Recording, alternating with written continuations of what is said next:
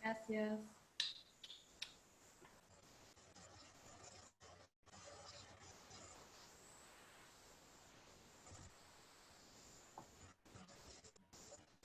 Buen día. Vamos a esperar a que entre la gente que está en la sala de espera para comenzar la actividad. 79. 82.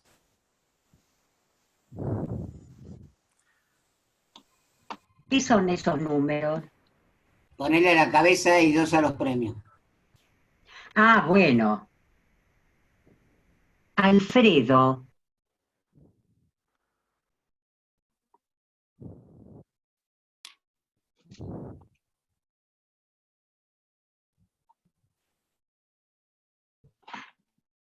Ah, no, me lo estoy confundiendo, Alfredo.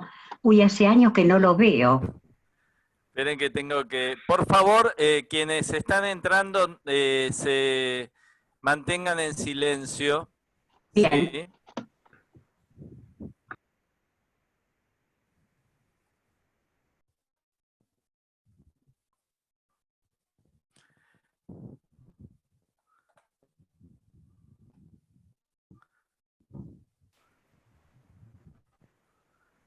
Por favor, Pablo, si podés mantenerte... Ahí está, en silencio. Ok. Ponerte en silencio, por favor.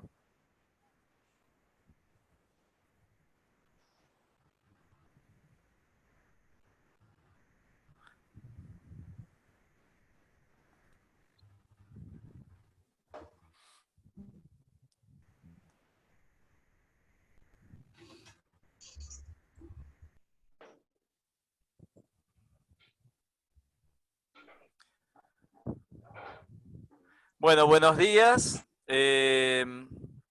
Yo soy Norberto Lloves, secretario científico de la Escuela de Psicoterapia para Graduados. Vamos a comenzar con la actividad de los miércoles científicos. En el día de hoy, la actividad va a estar está organizada por el área de psicoanálisis implicados y clínica social. Vamos a tener como panelistas al doctor Alfredo Grande y a la magíster Alicia Levín, y la coordinación va a estar a cargo de la licenciada Estela Maris Cadena. Les pedimos por favor a los participantes que, bueno, en la medida que no pongan sus audios, que no los mantengan en silencio, y además les pedimos por favor que nos manden por el chat los mails de todos los participantes, así podemos compartir con ustedes las actividades de la escuela. Estela Maris, te escucho. Te escuchamos. Buen día a todos. Les doy la bienvenida a las actividades de los miércoles en la escuela. En el día de hoy tenemos la presentación del área de psicoanálisis implicado y clínica social. El trabajo se llama Respiradores vinculares, de la catastrofía a la reacción terapéutica positiva, aportes del psicoanálisis implicado en los tiempos de carencia de aires. ¿No se escucha? ¿Se escucha bien? Sí, se escucha bien. ¿Se escucha bien? Acércate un poquito más, por favor.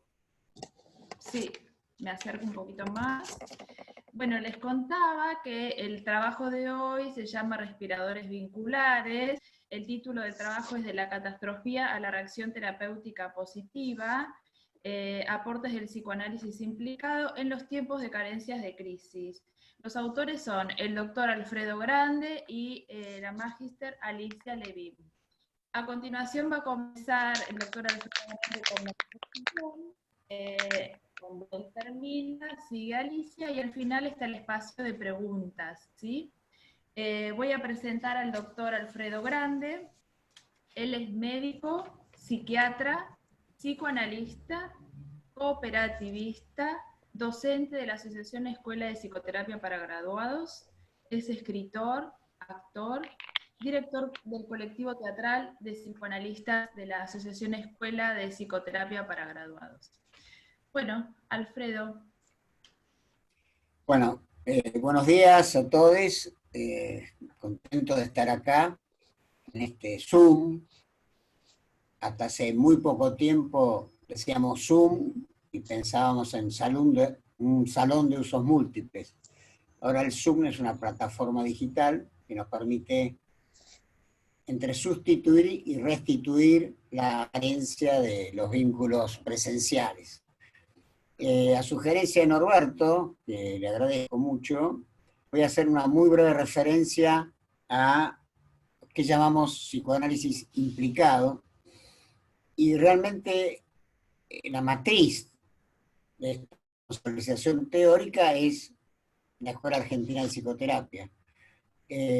Fue exactamente en el año 1993, al finalizar un seminario, que realmente fue una experiencia, yo diría espiritual, muy importante, escribí un trabajo como obsequio al grupo. Decidí homenajear a ese grupo muy hermoso, donde estaba Lilia Cristiani, Irene Schers y otras compañeras y compañeros, escribiendo un texto. Y el texto fue El Edipo después del Edipo. El psicoanálisis aplicado al psicoanálisis implicado. Bueno, en el 96 presenté el primer libro, hay 5 libros publicados, y primero nos formamos como grupo de estudio en la escuela, y yo ahí coordinaba junto con María Casariego. Después nos transformamos en área, era la presidenta Alicia Levín. Ahí compartimos primero con Miguel Toyo y luego con mi entrañable amigo José Graíño. Lo que puedo decir como condensación, es una palabra que me gusta mucho, lo condensado, que no es lo mismo que lo resumido.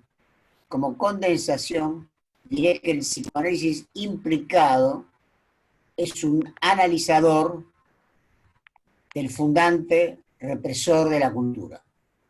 Esto lo venimos diciendo desde el año 93. Y entendemos que el fundante represor de la cultura le da a la cultura la cualidad de represora, que no es lo mismo que de la represión. Hay muchas formas para que la cultura ejerza su acto de represión. Por lo tanto, para poder entender el funcionamiento cultural de una familia, de un grupo, de un país, es necesario inventar analizadores. Los analizadores pueden ser construidos, pueden ser espontáneos o pueden ser históricos. En este caso son construidos, ¿no? La plataforma de Zoom y demás. Pero el analizador también es teórico. Los analizadores son teóricos. Y entonces pensamos en esto de los respiradores vinculares para dar cuenta de un dispositivo. Dispositivo supone equipamiento.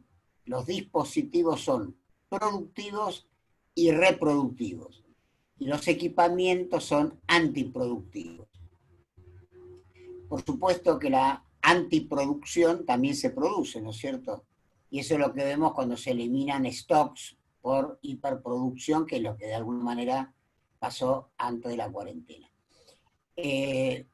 Estos dispositivos, que llamamos respiradores vinculares, tienen como objetivo, primero, hacernos cargo de que esta situación de cuarentena, de aislamiento social obligatorio, logra algo que hasta hace mucho tiempo se discutía, que era el tema de la neutralidad. Tanto el paciente como nosotros estamos atravesados por lo mismo, pero no de la misma manera.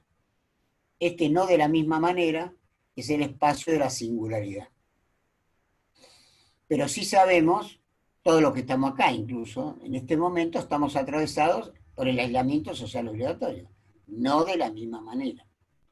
Entonces, pensamos que era muy importante utilizar la metáfora del respirador vincular para recuperar aquello que en algún momento, digamos, se extravió en el camino de las teorías, metateorías y demás, que es lo que es el vínculo. El sujeto es sujeto de vínculo. Y ese vínculo está construido como excedente identificatorio de un encuentro. Eso es la subjetivación humana. La subjetivación humana es eso. No podemos parir virtualmente, ¿no? Todavía veremos qué pasa. Pero en este momento hay actos presenciales. Cuando digo presencial quiero decir corporales, el cuerpo erógeno y el cuerpo material. El concepto de apoyatura en Freud, se apoya en una materialidad. Y lo que hoy está realmente pensando es materialidad versus no materialidad. ¿Y qué tipo de materialidades estamos hablando? Entonces, el vínculo es ese excedente identificatorio del encuentro, es hoy lo que llamamos virtualidad. Es importante diferenciar dos virtualidades. Aquella que es posterior al encuentro, por ejemplo, yo, a Norberto, a Mónica, nos conocemos, entonces podemos virtualmente conectarnos, pero sabemos quién somos. Lo que pasa es que hoy nos conectamos, empezamos con lo virtual. Primera advertencia, que para mí sería un riesgo importante, creer que lo virtual va a ser la nueva realidad. Eso sería el comienzo de un proceso de deshumanización que, como yo digo, el aislamiento, digamos, la cuarentena es un viaje de ida, ¿no? Si entramos por ese camino de que lo virtual es la nueva realidad, ahí nos vamos a extraviar y creo que ya nunca podremos volver, no digamos a una nueva normalidad, sino a una nueva anormalidad, porque lo que tenemos que crear son anormalidades. Lo anterior a la cuarentena era absolutamente anormal y estaba denunciado por un montón de políticos, filósofos, comunicadores. El mundo se estaba desmoronando, ¿no? El planeta Tierra está agotado. Por tanto, la cuarentena para algunos es un problema y para otros es una solución.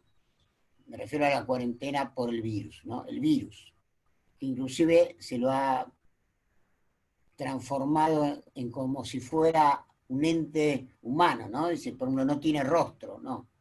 Los virus no tienen rostro, no se lo ve, sí se lo ve con microscopio electrónico. Bueno, entonces hemos pensado, a través de esto que llamamos respiradores vinculares, tratar de perforar ese fundante represor de la cultura. De tal manera de crear una nueva cualidad vincular a la que llamamos reacción terapéutica positiva. Todos sabemos que Freud habló de la reacción terapéutica negativa, que era cuando el superyo se apropia de la mejoría y dice, no lo dice como si fuera un virus, porque el superyo tampoco tiene cara. Mejor dicho, el superyo tiene la cara del yo, ¿no? Ese es el problema. Bueno, pero dice, bueno, no, pero la enfermedad es tu castigo. Si vos mejorás, te quedás sin castigo. Por lo tanto, vete de ahí, abandona ese lugar que te mejora. Y el paciente, cuando está mejor, deserta. Esa es la reacción terapéutica. Es terapéutica, porque está mejor. ¿Pero por qué es negativa? Y porque deja la terapia. Y Freud dice claramente que es inaccesible al influjo psicoanalítico. Y yo acotaría, sobre todo, en forma individual. Entonces, la reacción terapéutica positiva, término que me parece legítimo utilizar, buscamos justamente que se apropie no el super yo, sino el yo, pero no cualquier yo, ese yo que sigue aliado al ello, es decir, al deseo. Y Freud tiene un concepto que se llama carga de anhelo, donde la pulsión de autoconservación y la pulsión sexual están satisfechas por el mismo objeto. Es una carga de anhelo. Pasan los años, pasan las décadas, pasan los artistas, pasan los psicoanalistas, y ese concepto un poco se perdió, ¿no? Sexualidad por un lado, autoconservación por el otro, y muchas veces nos olvidamos de las pulsiones de autoconservación, que son las fundantes del sujeto, ¿no es cierto? Nos extraviamos más en los caminos libidinales. Esa fusión, digo fusión, entre autoconservación y pulsiones sexuales es lo que sostiene la reacción terapéutica positiva. Y cuando digo pulsiones sexuales, digo los destinos de las pulsiones sexuales, que como vimos hace muy poco en otra mesa, se denomina sublimación y coartación de la meta. Por lo tanto, el respirador vincular parte del supuesto que el aire no es solamente oxígeno, que el aire es ese espacio de anhelo, ese espacio donde sabemos que nos pasa lo mismo de distinta manera, pero que nos pasa lo mismo, donde podemos, a partir del aire que nos da ese vínculo sostenido desde el anhelo, pensar, yo creo que el pensar es terapéutico, crear, inventar, amar, esperar, desear que otro mundo, insisto, no de una nueva normalidad, ya en la normalidad no creo más, una nueva normalidad sea posible y además sea necesaria. Y en esta flecha del tiempo invertida, porque si leen el título de la jornada de hoy, reitero mi gratitud y toda el área por este espacio, en realidad vamos a llegar en una flecha del tiempo invertida a 20 años atrás, donde acuñamos el concepto de catastrofía. Lo que me resultó apasionante y sumamente motivador, y generó mi propia reacción terapéutica positiva con este encuentro, es ir desde el hoy del aislamiento social obligatorio, de la cuarentena, del pánico, del terror, de la muerte, y no por coronavirus, sino con coronavirus, que es una diferencia que es importante hacer, a lo que escribimos hace 20 años y presentamos en la escuela hace 20 años. Bueno, ese salto en el tiempo, ¿no? Como rescatar viejos manuscritos, es la tarea que yo, con mi propia carga de anhelo sobre Alicia Levin, le pedí que compartiera conmigo en este momento. Evidentemente, uno, bien o mal, no sé, pero escribe y se reencuentra en algo que dijo hace 20 años, bueno, tiene todo el derecho del mundo, o por lo menos tiene algún derecho en este mundo, de decir, bueno, confieso que he pensado algunas cosas antes que sucedieran. Y la ciencia, y antes hablábamos de los aspectos religiosos, también tiene un valor profético. Los grandes científicos en la historia de la humanidad han tenido algo de profético. O sea, las profecías no son solamente las religiosas. También hay profecías humanistas, científicas, amorosas.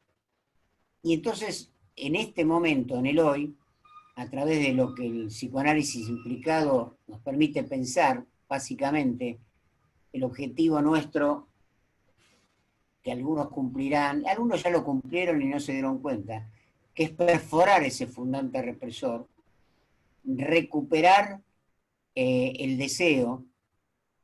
El psicoanálisis implicado establece 4 registros, ninguno recomendable: mandato, amenaza, culpa y castigo. Mandato, amenaza, culpa y castigo.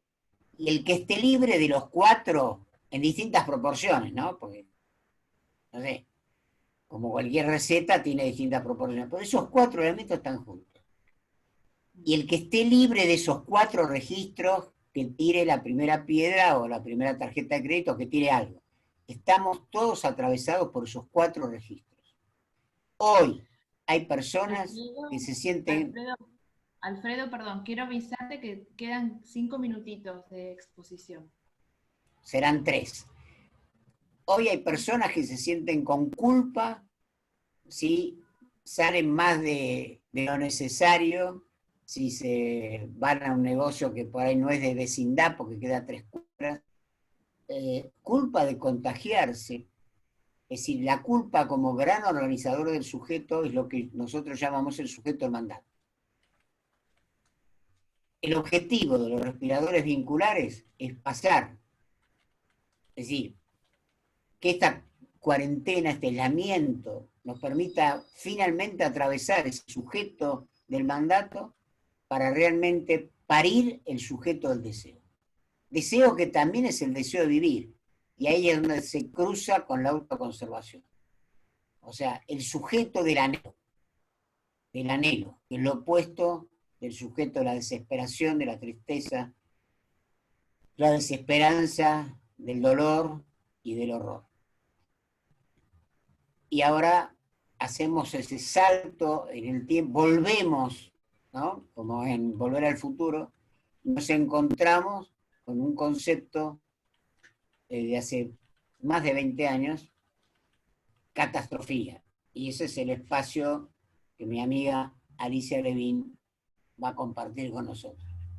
Alfredo, sí, acá me piden si podés, por favor, repetir un poquito lo último que comentaste, que no se te escuchó muy bien. Bueno, lo último fue lo de los 4 registros. La función mandato, del respirador.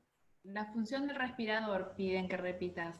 Si puede ser. La función del respirador vincular es construir esto que llamo reacción terapéutica positiva, donde el deseo y la autoconservación vuelvan a estar unidos y fortalecer esta carga de anhelo en la relación con el terapeuta, que tiene la ventaja, que siempre fue considerada una desventaja, de que no hay neutralidad posible.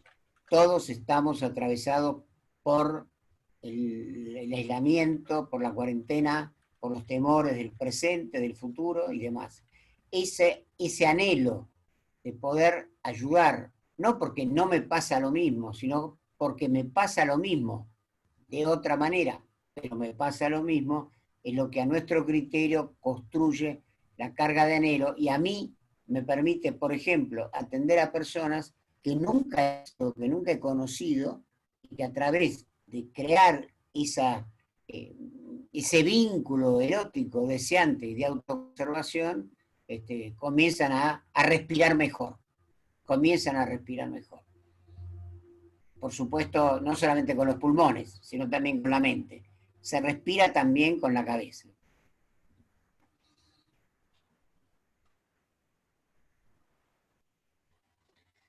Bueno, Alfredo, ¿terminaste? Pasamos a la exposición de la licenciada Magíster Alicia Levin. La voy a presentar. Muchas gracias, Alfredo.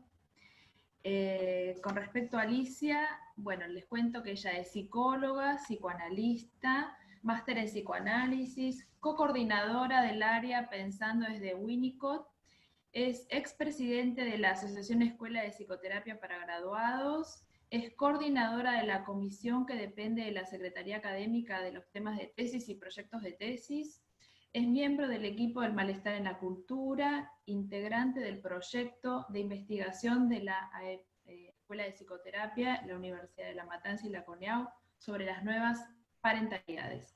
Y es escritora de varios textos en relación al psicoanálisis social. Bueno, Alicia.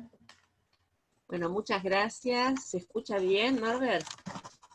Sí, acércate, pero creo que se escucha bien.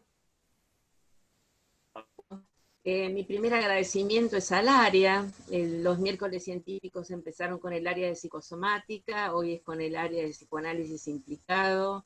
Le agradezco mucho a Norberto todo el apoyo que nos da, pero mi primer agradecimiento es al área de psicoanálisis implicado, ya que esta debe ser, ¿no? Alfredo, la vez número 15, presentamos juntos.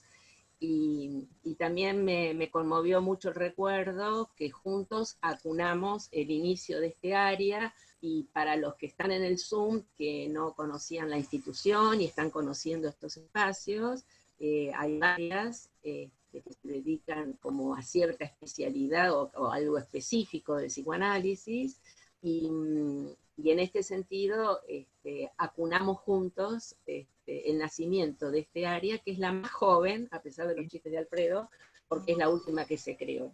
Y tenemos dos, como diría Winnicott, en barbecho, dos talleres que dediquen al área. Y un segundo agradecimiento es a la Comisión Científica. Hemos tenido un apoyo el sábado al mediodía y todo el tiempo.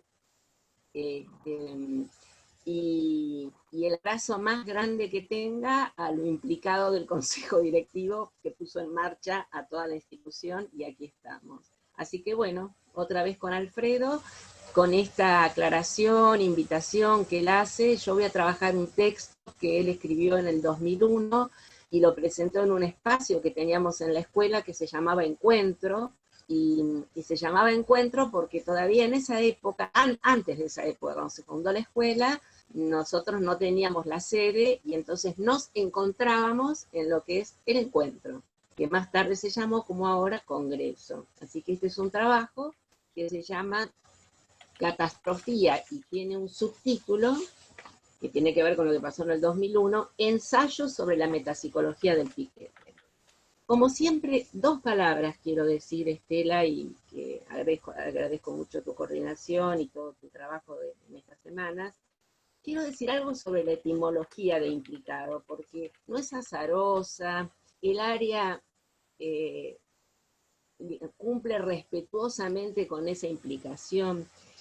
Para los etimólogos, digamos, el término implicación es un término que tiene que ver con un verbo activo, transitivo, que es implicar, y tiene un sufijo que es implicación, que indica efecto, hecho o acción, que viene del latín. Quizás me gustó encontrar en Gravidas, alguien que hace etimología, la expresión comprometerse en la acción, porque si lo escucharon a Alfredo, y si lo vienen escuchando hace años, todo el tiempo habla de lo que para él es el psicoanálisis y el psicoanalista puesto a trabajar en acción con responsabilidad y con compromiso. Entonces, para organizar mi exposición, voy a traer una primera hoja de lo que se presentó en el 2001, que escribió Alfredo con María Casariego para este encuentro, un recorte más, y después voy a hacer mi análisis, que va desde ese trabajo, como dijo Alfredo Grande, hasta los respiradores. Cuando se escribe Catastrofía, ensayo sobre la metapsicología del piquete, dice Alfredo, cualquier relación, esto es mío, con la realidad de hoy no es pura casualidad. El pan nuestro de cada día ya no nos dan. El poco pan que queda ya no es nuestro. Nuestra res pública se degradó a res privada. Las clases se cristalizaron en castas. Los peligros de cada crisis crecieron desmesuradamente en relación a las oportunidades que generan. Los espantos producen más unión que los amores, y los yoes, entre comillas, ya no pueden levantarse porque los objetos, y no solamente sus sombras, han caído sobre él. El yo ha sido lapidado por multiplicidad de objetos intangibles, algunos de ellos llamados decretos de necesidad y urgencia, que todos ustedes deben recordar en el 2001. Y acá vamos. La catástrofe nuestra de cada día. No hay día en que no despertemos ni noche en que nos dormimos sin la imagen o el audio de catástrofes individuales, vinculares. Recuerden que hoy trae Alfredo, después de 20 años, los respiradores vinculares. Catástrofes individuales, vinculares, grupales, sociales, naturales y artificiales. Hasta el Etna, en esa época, volvió a vomitar lava hirviente, quizás superando a la divinidad, que solamente vomitaba a los tibios. Catastrofía es un significante que intenta desplegar la cualidad de la catástrofe cotidiana, más allá de la psicopatología de la vida cotidiana. La vida cotidiana, organizada como patología social, tiene en la catastrofía el equipamiento reproductivo y antiproductivo por excelencia. La catástrofe, adjetivación que anteriormente recibía un estilo de película, se recorta de la cotidianeidad. La polaridad cotidiano-catastrófico desarticula dos términos excluyentes, desde sus más globalizadas consecuencias. Catastrofía, este significante, es un concepto que da cuenta de la captura de lo cotidiano por la catástrofe. Disculpame, Alicia, si podés hablar un poquito más lento y cerca del micrófono, por favor. Si supiera dónde está el micrófono. No importa, cerca, ahí se te ve hermosa. Ahora habla más lento, así te podemos escuchar mejor. Gracias. Bueno, catastrofía es un concepto que da cuenta, ¿mejor la voz? ¿La voz mejor? Catastrofía es un concepto que da cuenta de la captura de lo cotidiano por la catástrofe. La catástrofe nuestra de cada día nos la dan varias veces por día. La mayoría silenciosa, para no registrarla, se disocia o reniega de la percepción aterrorizante. No hay ninguna señal, no hay señal de peligro, hay peligros sin señales y nos damos cuenta que nos arrolló la locomotora. Esta es la primera hoja del trabajo Catastrofía, metapsicología, ensayo de la metapsicología del Piquete. Cuando termina Alfredo este trabajo, cuenta de una clase, me parece que fue en La Matanza, precioso ese final. Y dice así: en la clase que menciono, un piquetero humilde, tímido, sabio, me preguntó, profesor, ¿cómo seguimos? Le respondió Alfredo, empezando cada día como si el anterior se hubiera perdido. Quise decir que el verdadero paraíso será el que encontremos y que nuestro reino debe ser de este mundo. Desde los ideales del yo que el Piquete sostiene, pueden ser enfrentados los ideales del superyo que han totemizado a la subjetividad. Para terminar, la frase de Alfredo, parodiando a Freud, donde hubo superyo, ello ha de advenir. Donde hubo catastrofía, Piquete ha de advenir. Yo le agradezco este trabajo a Alfredo, pero bueno, era importante en esta reunión científica escuchar la palabra de él sobre catastrofía para, bueno, escuchar el análisis que hago sobre esto. Yo digo, curioso subtítulo, ¿no? Metapsicología del Piquete, pues es necesario acudir a quien lo inventó. Me refiero a Freud, para designar la dimensión teórica de la psicología, concepto lejano de la experiencia, de los términos que después va a acuñar Freud como aparato psíquico dividido en instancias, las teorías de las pulsiones, el concepto de la represión, etc.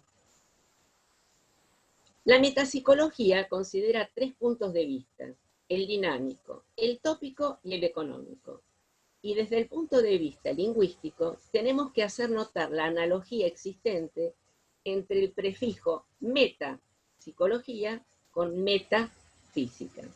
Ambos, el prefijo meta, se refiere a después o más allá, a lo cual es importante pensar qué quiere decir el más allá del piquete, que es de lo que me voy a ir ocupando. En su origen, la metafísica fue solo el título de uno de los principales trabajos de Aristóteles. Todos sabemos que Aristóteles escribió un libro que se llamó Física y luego Metafísica. Y no porque el libro estaba al lado de él, sino porque en realidad él lo que quiere descubrir es el primer motor, la causa primera que origina el mundo. De ahí entonces que sepamos que meta siempre está relacionado con una abstracción en relación a un más allá de.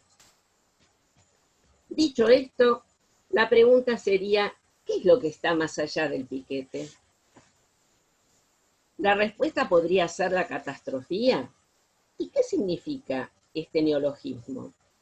No me quiero olvidar que rastreando el neologismo encontré un long play, que acá si muchos son jóvenes no lo van a recordar porque eran de plástico, que escribió un grupo de rockeros que se llaman Los Tigres Leones, y la canción que cantaban se llamaba Catastrofía, y hablaba del nihilismo social y de la caída de los ideales. Ahora, cuando Alfredo usa este neologismo, alude a la catástrofe de la Argentina, país depredado por el orden neoliberal, devastado cíclicamente, tanto en el 2001, donde se escribe y se presenta el trabajo, como en el 2020, en esta operatoria de pinzas, a mi gusto, entre un exgobierno neoliberal y la pandemia. La catástrofe 2001, cuyo epígono resistente fue el piquete, ha vuelto multiplicada en la catástrofe 2020. Pancatástrofe, que implica no solo a la Argentina, sino a todo el mundo. No solo lo económico, también lo sanitario. Podríamos pensar que el trabajo de Alfredo fue como un adelanto parcial, ¿no? Hoy trajo él esto, un adelanto parcial de lo que vivimos. Como dice su trabajo, la catástrofe nuestra de cada día es como una película de terror, para mi gusto, sin final a la vista.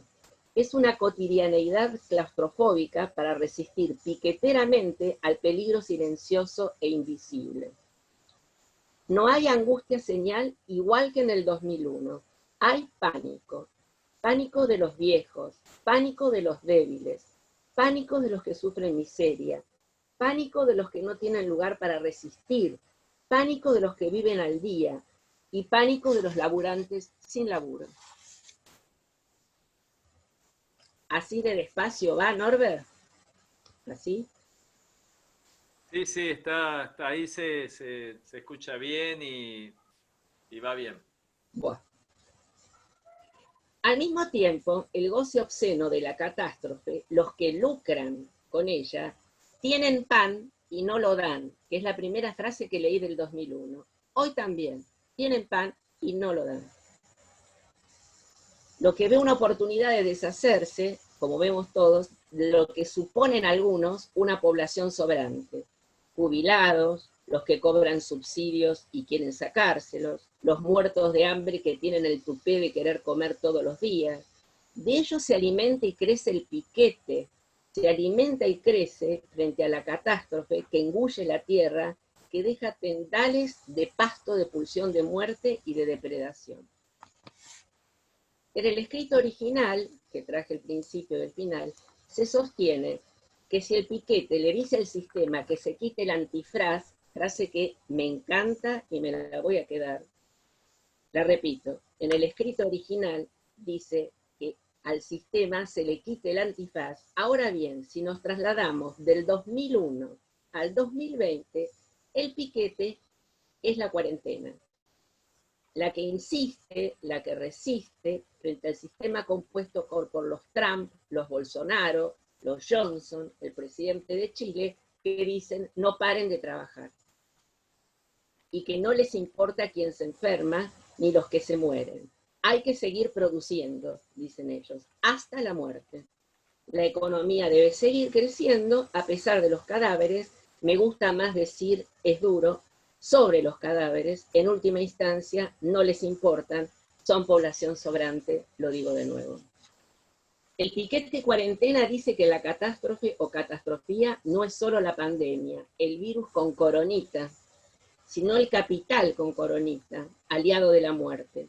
La pandemia desnuda a la catástrofe neoliberal. La pandemia es lo mismo pero con otros medios donde golpean ambos. Es sobre todo a los que están en la intemperie, a los piqueteros sin cuarentena, a los que no pueden hacerla, no tienen dónde hacerla o no tienen cómo protegerse de la pandemia. La época de las tumbas en los parques, la vuelta a las fosas comunes, a los muertos en la calle, como si fueran muñecos desarticulados. Así hablan Alfredo y María del 2001 y plantean un psicoanálisis piquetero a la manera de Freud, que jugando con las palabras podríamos decir que fue un piquetero frente a la neurología. Se le plantó a la neurología y le creó su metapsicología. Si me escuchara el maestro. En el psicoanálisis de la pandemia existe el psicoanálisis cuarentena, que usa lo intangible y la virtualidad. Hoy tenemos los celulares, me encantó esa frase de Alfredo que dijo que el Zoom era el lugar para los amenities y hoy llamamos Zoom, que me parece que es chino este sistema, ¿no? Tenemos los celulares, el Zoom, ¿por qué no el alcohol en gel, los barbijos, los guantes, para poder resistir? Pero este virus coronado no es peor que el virus represor, no es peor en cuanto a la corporalidad, es invisible como la represión superyoica. El virus de la subjetivación neoliberal infecta con virulencia.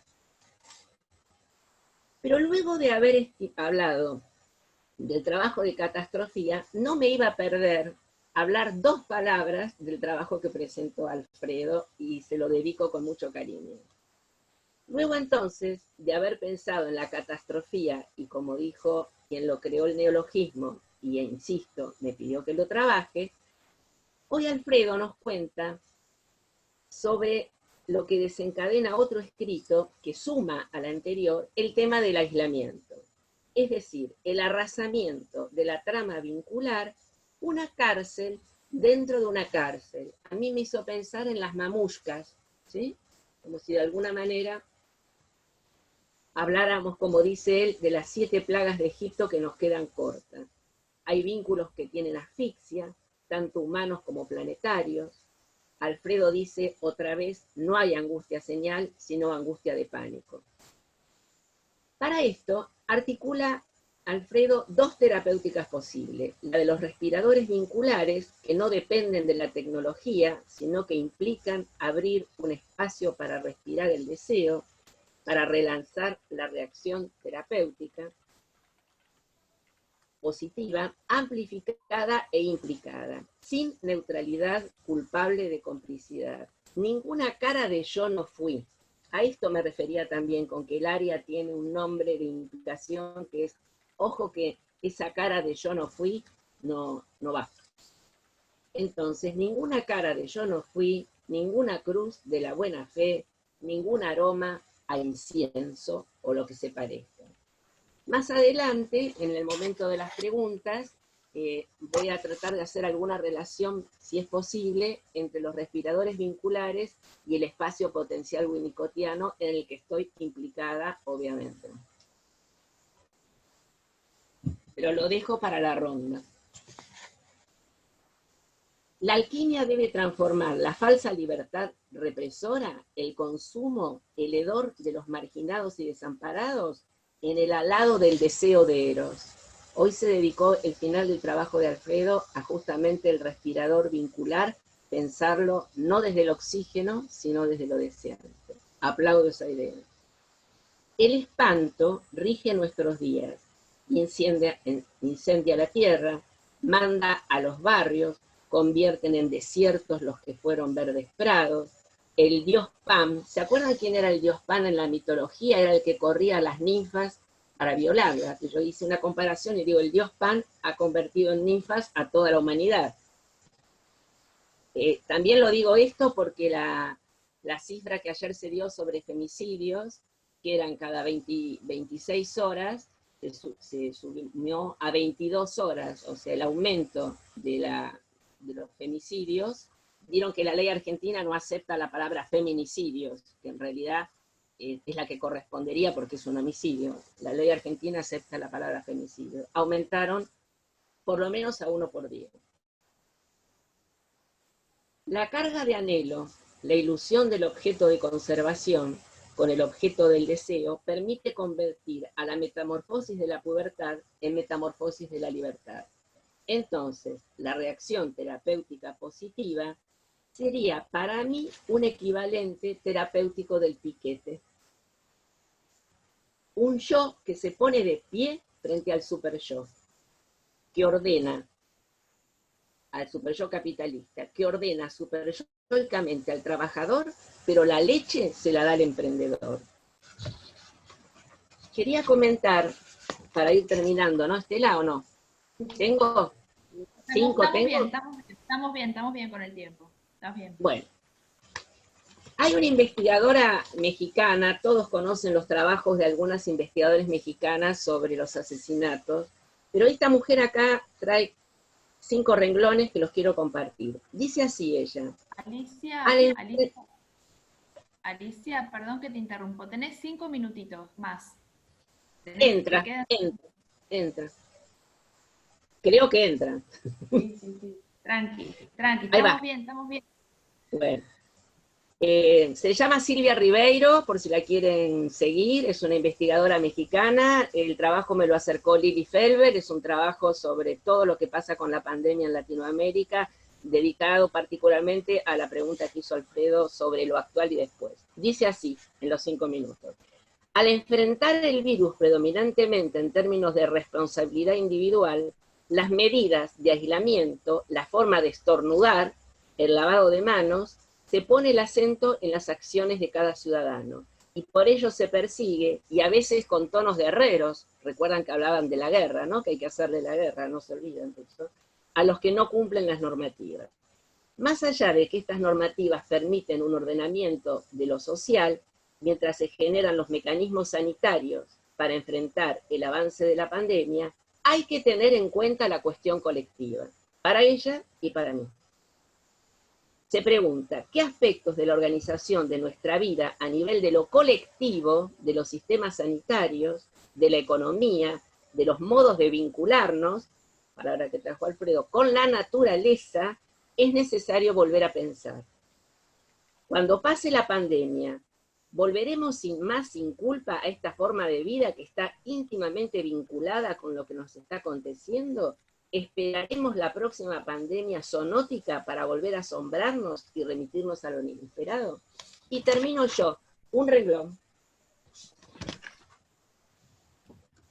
Yo digo, ¿será que la castotrofía es una plaga no solo del 2001, sino anterior al coronavirus, y anterior al 2001, que lo ubico en aquello que tiene que ver con el mandato superyoico y la represión?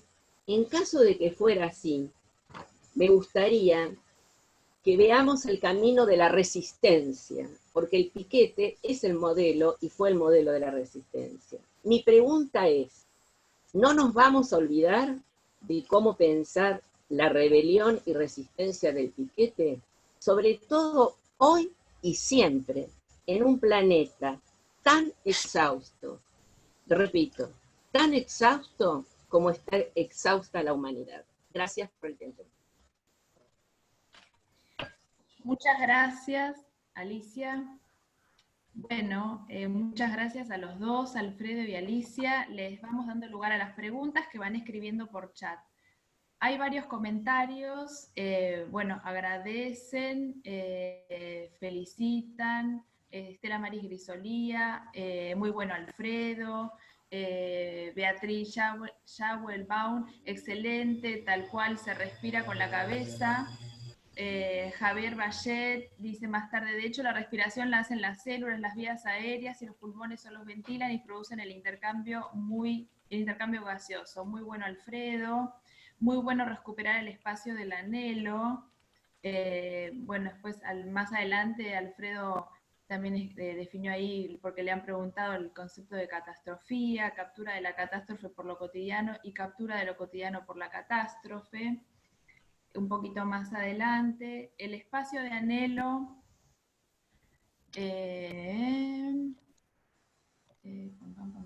que se me fue, me fui para adelante. Bueno, brillante Alfredo, claro, profundo, como cada vez que se lo escucha. Aguarden un cachitín, que voy bajando en el chat. Bueno, Abel Sanoto dice más adelante, del kit de los test del kit de los test al respirador, y del respirador tal vez a la muerte. Un trayecto catastrófico, insoportable y posible en los tiempos de coronavirus. La metáfora del respirador vincular visualiza contenido sobre la falta de aire que escuchamos en sesiones. Estoy asfixiado, me falta el aire, no doy más, quiero salir, necesito vincularme. Son apoyaturas metafóricas corporales que piden a veces sofocadamente aires de afecto y acompañamiento. Perdón por la extensión, bueno, más adelante, brillante Alicia,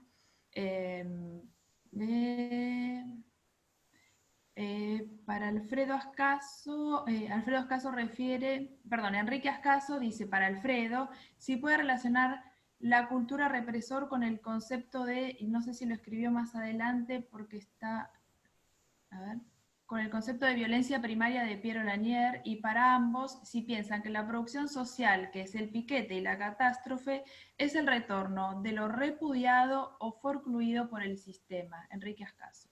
¿Quieren, frenamos un poquito acá y van respondiendo, Alfredo o Alicia, que tenga ganas? Sí, ganas uno tiene. Lo que pasa que han sido comentarios muy, muy profundos. Agradezco la atención. El concepto de cultura represora lo venimos trabajando hace mucho tiempo.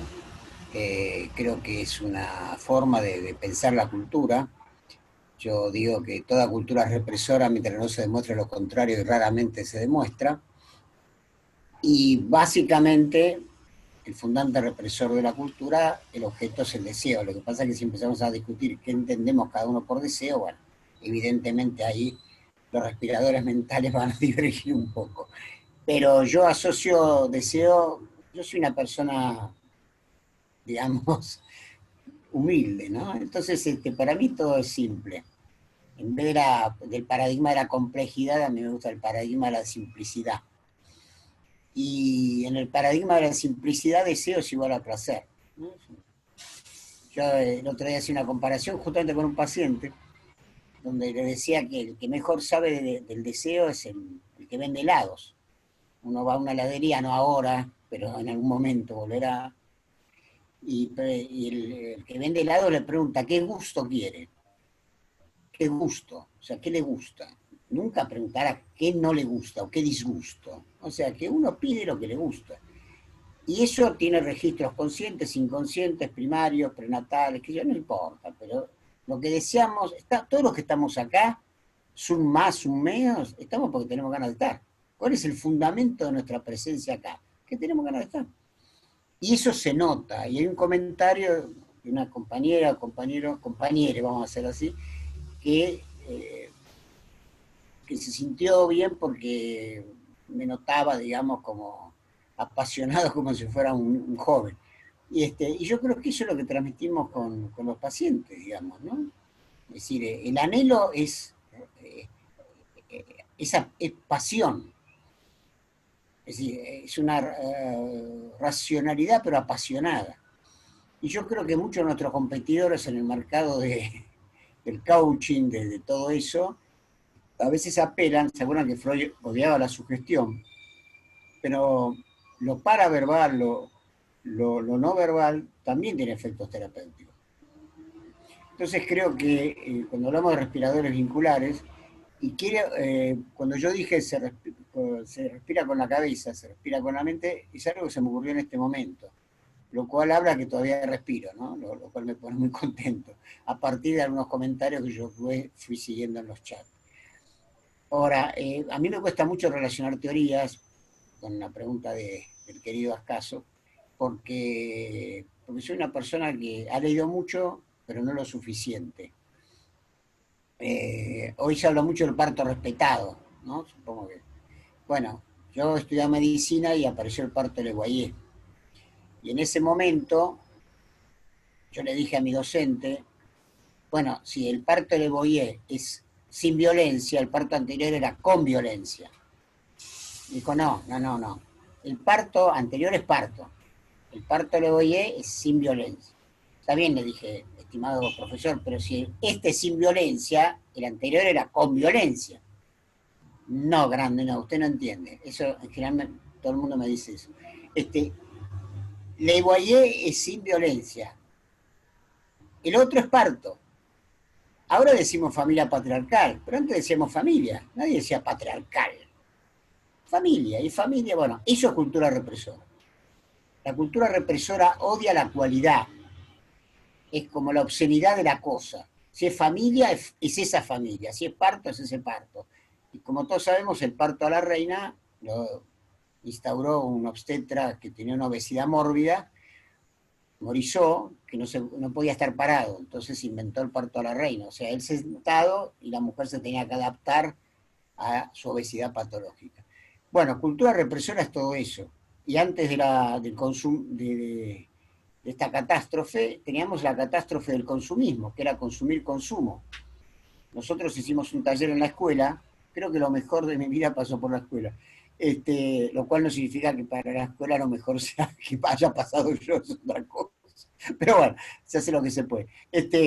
Hablamos del aparato mental de mercado. Esta cosa del hiperconsumo que lleva a la sobreproducción y que lleva a la parálisis. Entonces, hoy hay una necesaria destrucción de excedentes, no solamente de personas, como bien señaló Alicia, sino de cosas. Sobran cosas que no se sabe qué hacer. Hoy sobra petróleo. ¿Quién hubiera dicho que iba a sobrar petróleo? Nadie puede ir a comprar por $20 un barril de petróleo, ¿no? Están los barcos navegando con petróleo. Bueno, es una situación realmente de una catástrofe integral. Y bueno, no sé cómo va a ser la nueva normalidad. Dependerá mucho de una lucha generacional. Tenemos derecho a dejárselo para los jóvenes. Nosotros hemos hecho mucho, no todo bien, pero mucho. Así que bueno, será cuestión de seguir respirando.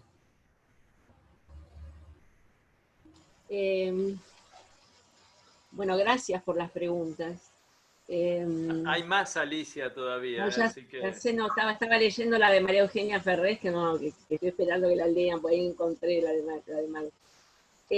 Yo coincido con Alfredo en que cada teoría, pero además cada analista y en cada construcción del psicoanálisis que trabajamos, el deseo significa algo distinto, y está bien que así sea, que no haya un fanatismo, porque lo fanatismo, lo religioso y lo protocolar dañó mucho al psicoanálisis y a los psicoanalistas.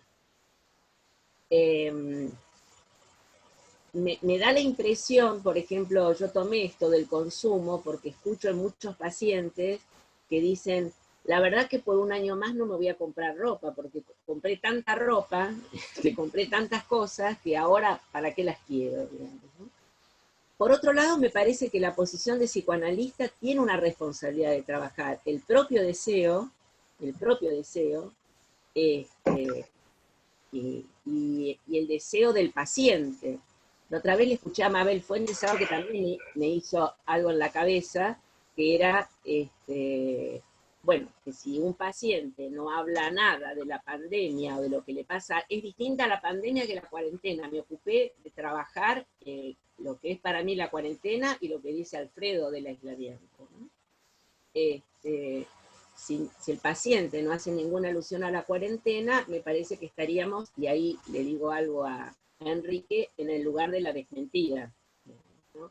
Pero porque yo pienso que porque hablar del aislamiento, de la cuarentena, es sumamente angustioso, pero también tenemos que estar atentos a cómo se puede analizar esta situación desde el deseo, desde las prohibiciones, desde las represiones que vimos, y estar atentos también a algo que trajo Sebastián Plut el otro día, que era la sobrecarga que tenemos los analistas, que hace lío con el deseo, y ahí aparecería como el super yo nuestro, que dice, tenés que atender porque el otro te necesita, ¿no? Mi experiencia, por ejemplo, es que me llamaron pacientes que habían dejado el análisis hace 8 o 9 años, y que verdaderamente es muy interesante. Algunos jóvenes y otra gente de 80 años, 70 y pico de años, que necesitan hablar.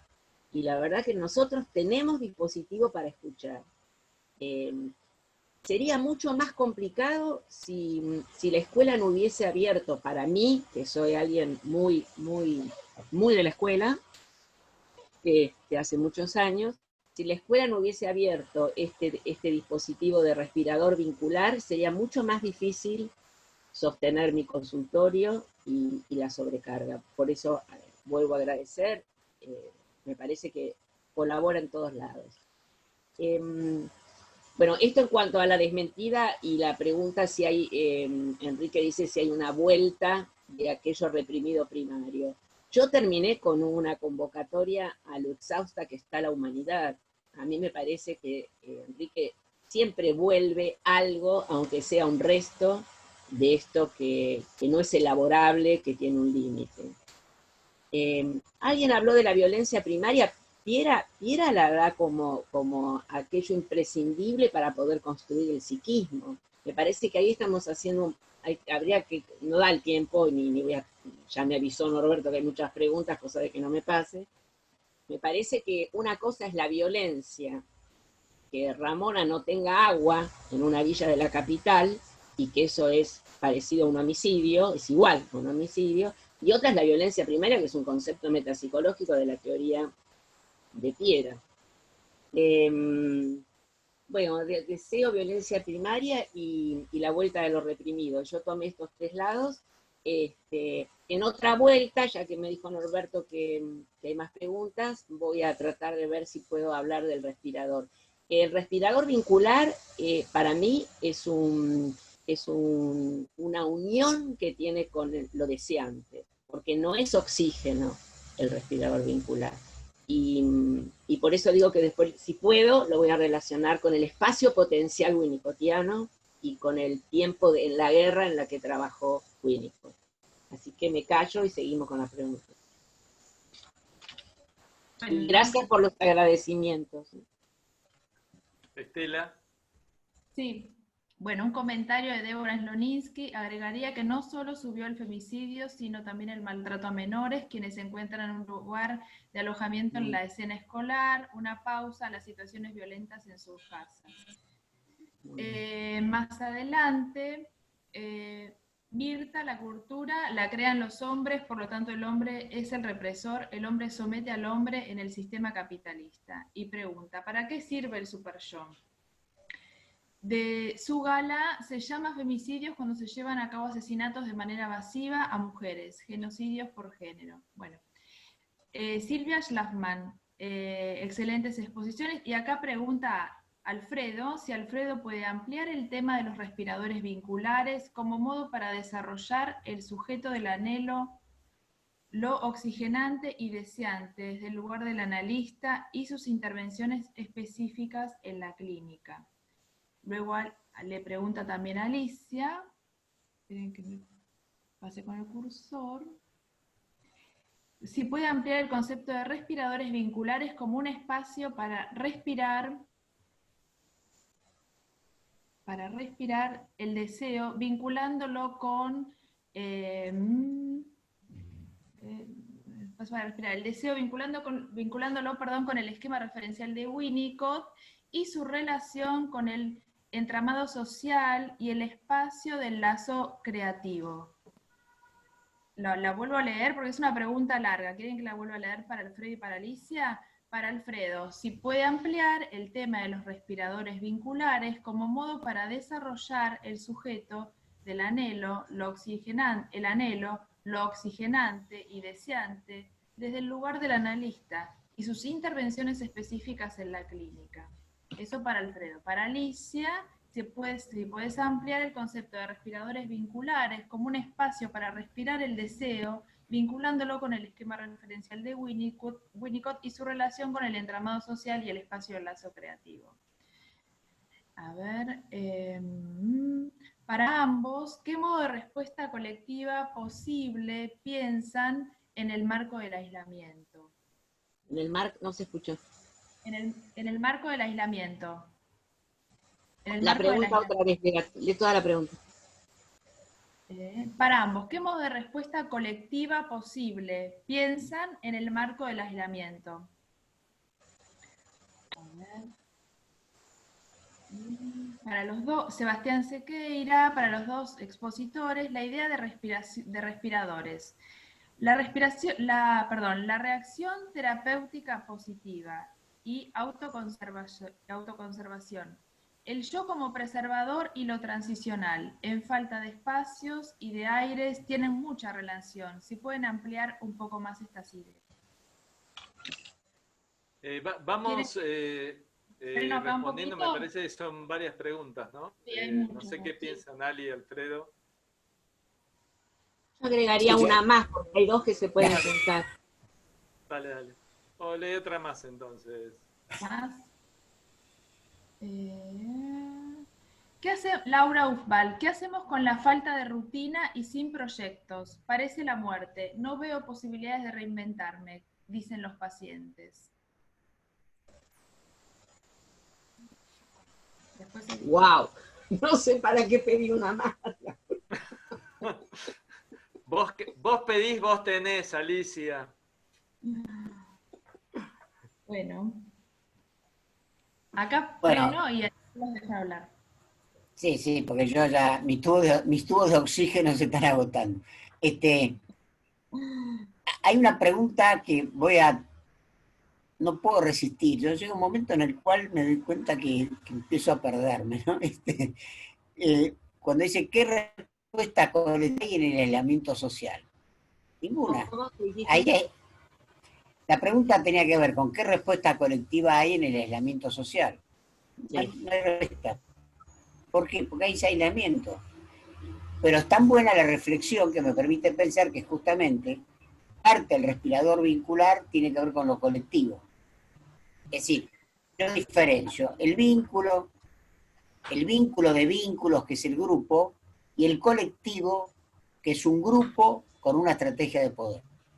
Si nosotros fuéramos un colectivo, nuestra estrategia de poder es resistir el deseo de perder la memoria de lo presencial. Si ustedes ven la publicidad que hay, que sigue habiendo publicidad increíblemente, aparece la restitución de lo vincular como un nuevo modo de acercamiento. Estamos lejos, pero estamos cerca. Te miro, pero no te miro. Sí, es para esquizofrenizar a un elefante, como una vez escribió Tato Pavlovsky, ¿no? Es decir, estamos separados, pero juntos.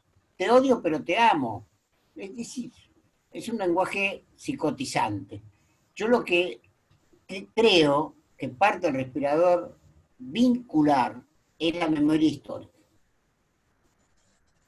Cuando en los tiempos de la dictadura y de la postdictadura yo introducía cuestiones en relación a la situación política, cultural y social, no pocos, me decían que yo era panfletario. Y hay una marca superyoica en el psicoanálisis que es el tema de, a ver cómo lo digo, abstinencia contratransferencial. Que la contratransferencia debía estar oculta, debía ser negada, y eso lleva en su extremo límite al concepto de neutralidad. Que en una reunión en la escuela, pensarán que todo pasó en la escuela, pero pasaron muchas cosas en la escuela.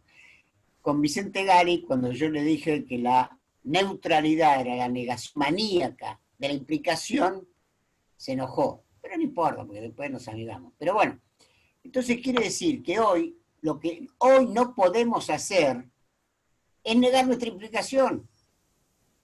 Es maravilloso. Eso me pone muy feliz. No, feliz no, alegre, me pone alegre. Hoy no le podemos decir, ¿cuarentena? ¿Usted qué asocia con cuarentena? Bueno, cuando los cuentos de la... No, sabemos lo que está hablando. Ahora, en la dictadura militar, cuando los pacientes hablaban de desaparecidos, de torturados y de todo eso, ¿cuántos psicoanalistas miramos para otro lado? ¿Cuántos? Está escrito. En la escuela argentina hicimos un taller sobre un psicoanalista, didacta de la Sociedad Psicoanalítica de Río de Janeiro, torturador. Ese psicoanalista se llamaba Amílcar Lobo. Lo escribió Elena Wasserman-Diana, ya fallecida, en un trabajo que se llama Cuénteselo a todos. Porque el presidente de la Asociación Psicoanalítica le dijo, no se lo cuente a nadie esto. O sea, que la renegación, como bien dijo Alicia, era que la Asociación Psicoanalítica de Río de Janeiro estaba formando en análisis didáctico a un torturador. Y que la que quería denunciarlo le dijeron, cállate la boca. Bueno, hoy no nos callamos la boca. Hoy podemos hablar del aislamiento social que trae daño psicológico, y que eso no significa, como algunos me dijeron, pero vos no estás en contra de la cuarentena. No, yo estoy a favor de la cuarentena. Pero hasta los medicamentos más útiles tienen efectos secundarios. Y creo que los psicoanalistas tenemos que decir todos los efectos secundarios del aislamiento social obligatorio, que son muchos. Y que el paciente, cuando sabe que nosotros sabemos lo que él sabe, se alivia.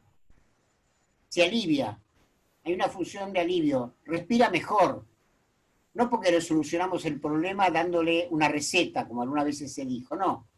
Simplemente le decimos, sí, no, usted no está percibiendo mal. Eso se llamaba el percepticidio. No, usted está percibiendo bien.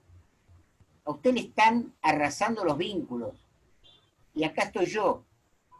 Yo seré su vínculo. Había una pregunta de Inés Burri respecto a modelo. Bueno, sí, riesgo tenemos todos, por supuesto.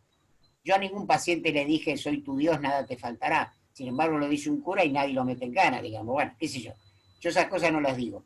Pero sí digo que por vos, o mirándonos, cuando el paciente que nos llama después de 30, 20 años, a mí me llamó uno que hace 20 años, le actualicé la deuda y lo empecé a volver a atender, ¿no? Porque bueno, después me había dejado clavado con una semana de sesión. Después que pagó, lo seguí atendiendo. Bueno, entonces yo creo que hay un efecto terapéutico, hay un efecto casi, diríamos, más acá de la palabra. Eso es un respirador vincular. Cuando alguien me dice que está en una habitación de 15 metros cuadrados, 4 personas, yo tengo que entender lo que es eso, aunque vivan 500 metros cuadrados como Marley, no sé si es claro. Porque las cosas que se escuchan de una Susana Jiménez hacen daño psicológico. Suponer que el mundo virtual es el mejor de los mundos posibles, que nos hemos reencontrado con la familia. Esa misma familia que genera violencia de género, maltrato a los niños, pedofilia y demás. Entonces yo creo que la idea de respirador vincular es casi como un antídoto, no voy a decir una vacuna, porque ahí hay otro debate, un antídoto frente a la cultura represora. Sí, claro. Me voy a bañar porque ahora debe estar por ahí los lentes. Ahora me acuerdo. Alguien se va a bañar, no sé qué. Escuché algo, no sé, no importa.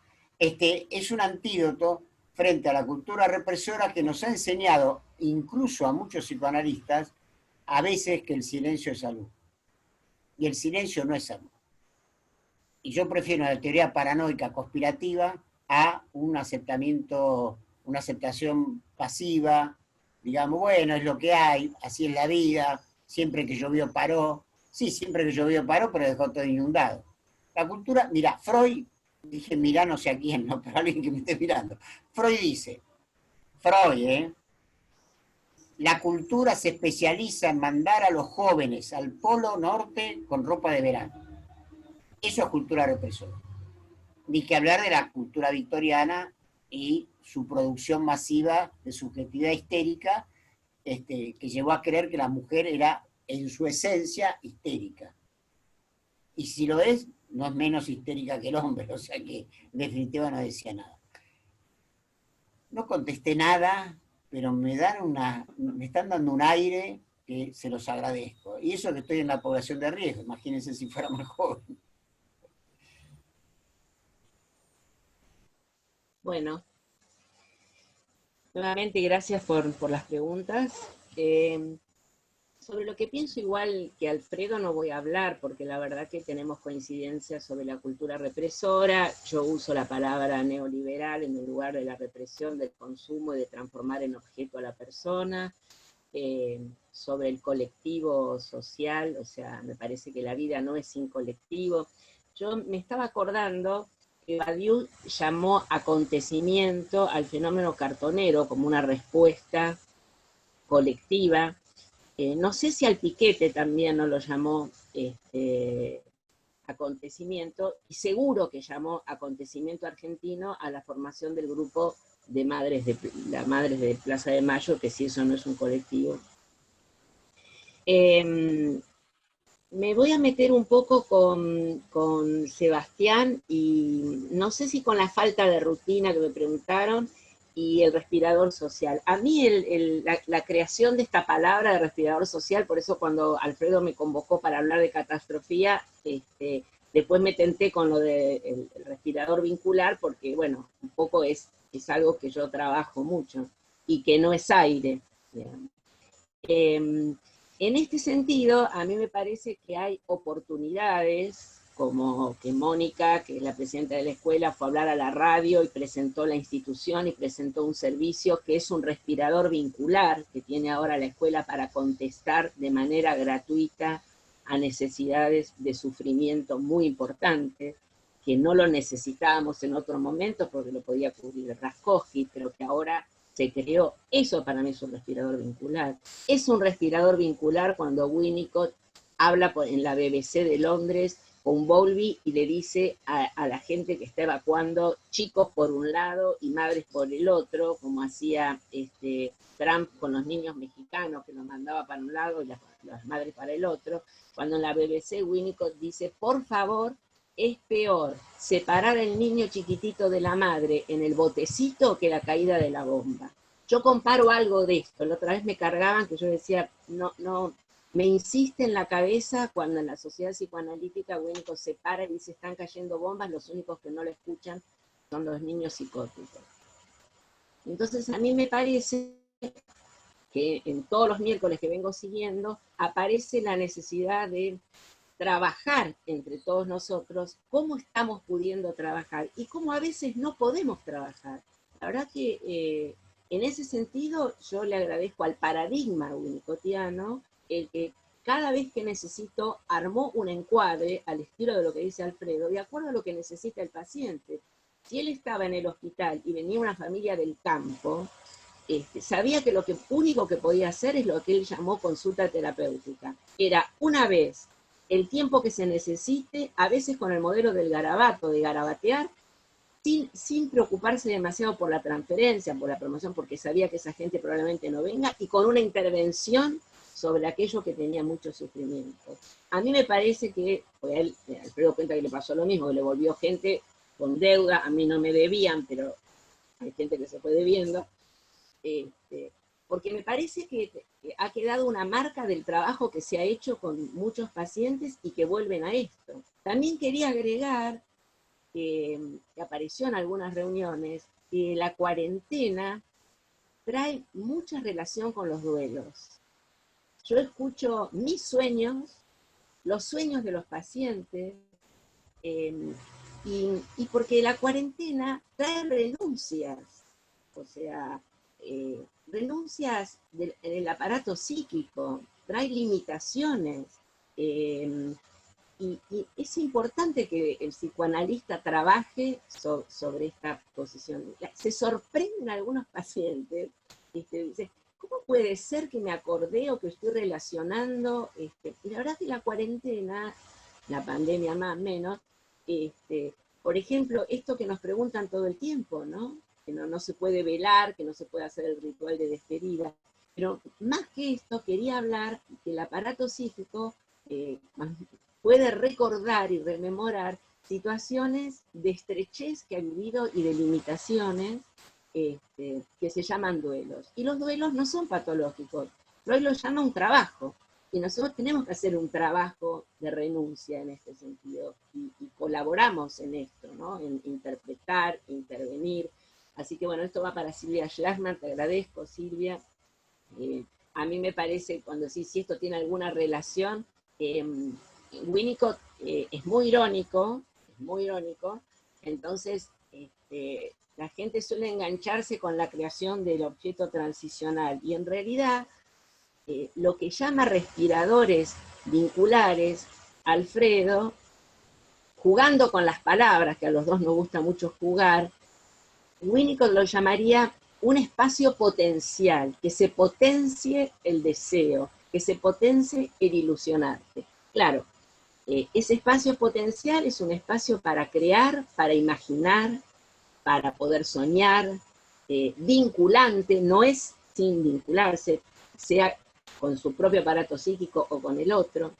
Y por último, a ver, no sé si me perdí la de Sebas, creo que no, que la de Sebas va con esto, ¿no? Que pensaba hablar un poco más de la autoconservación y el respirador.